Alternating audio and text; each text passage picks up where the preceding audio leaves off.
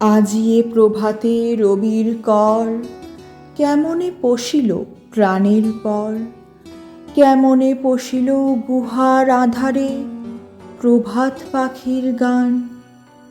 না জানি কেন রে এতদিন পরে জাগিয়া উঠিল প্রাণ। নমস্কার। বাঙালির পয়লা বৈশাখের পর বৈশাখ মাসের আরও একটা মহোৎসব হলো 25শে বৈশাখ। দিন গুনতে গুনতে আজ দিনটা হাজির।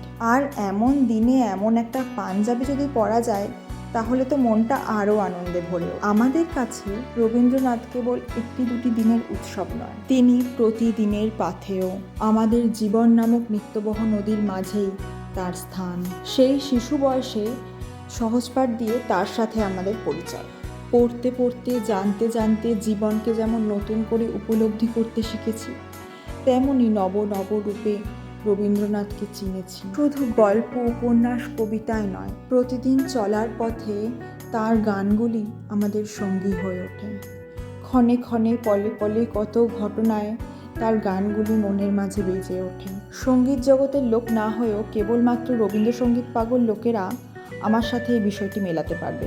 এর জন্য গান শিখতে লাগে না, শুধু ভালোবাসার টানে গানগুলো শুনতে শুনতে আর গুনগুনিয়ে কত গান মুখস্থ হয়ে যায়। এমনই নিত্য প্রবাহের মাঝে তিনি মিলেমিশে আছেন। তাঁকে নিয়ে প্রত্যেক দিনের অধ্যাবসার পাশাপাশি আজকের দিনটা আরও একটু নতুন করে সেজে ওঠার দিন, উদযাপনের দিন, আনন্দের দিন, আবার বিরহের মাঝে যে আনন্দ তাকে খুঁজে নেওয়ার দিন। দেখো, গল্প করতে করতে আজকে আমার কাজ কিন্তু শেষ হয়ে গেছে। আদ্যি কাপড়ের পাঞ্জাবিতে করা এটি আমার প্রথম কাজ। একটু একটু করে ফেব্রিক, রং নিয়ে আর জল নিয়ে মিশিয়ে মিশিয়ে ব্যাকগ্রাউন্ডটা তৈরি করেছি। আর তারপরে পাঞ্জাবির এক পাশে রবীন্দ্রনাথ আর আর এক পাশে তার কালজয়ী রচনা নির্ঝরের স্বপ্নভঙ্গ কবিতাটি। আমার পিসেমশাই এই পাঞ্জাবিটা বানানোর দায়িত্ব দিয়েছিল আমাকে। রবীন্দ্রনাথ সাথে এই কবিতাটি দিয়ে আমাকে একটা পাঞ্জাবি বানাতে বলেছিলেন। এমন একটা সুন্দর পাঞ্জাবি বানানোর দায়িত্ব পেয়ে মন তো আনন্দে ভরে উঠেছে। পিসেমশাইয়ের তো খুব পছন্দ হয়েছিল।